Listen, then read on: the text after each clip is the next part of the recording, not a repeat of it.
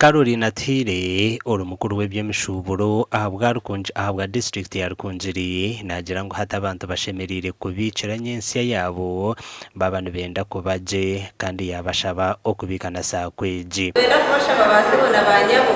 abakiriyokwe ubundi tumukamanyere aho kubika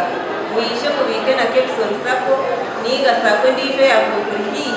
aho kubaru yareba bikaje sente zanyu kandi aho kuzendera Atire nayongeragira ngo Kepson nemwe hazasako ezuru kukora jo muri district ya Rukungiri kandi yashaba abantu abarukweguza sente omuzasako okugumana baziguruzayo omubwire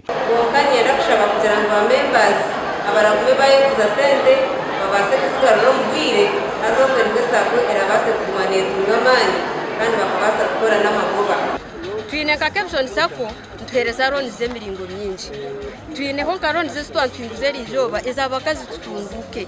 ezizine bema abakazi mwije mutungero nizanye twine zo byinji twine school fees. Father Emmanuel Safari chairman wa board nagira ngo sakweji ehwerire abantu binji kandi nebahereza roni ya buri muringo ahamagoba make igisako ninko muti gwenyonyi zirija zikarikamo ebyashuri zikazamo zikatungiramo shade and life and food so egisako eri kukura kandi nda kushira nitwenda kongera sensitization abantu bakongera kumanya umugasho gwa bank twenda kongera training ngo bintu bya agriculture munonga umuntu amanye kuhinga akagire kiyihamu kandi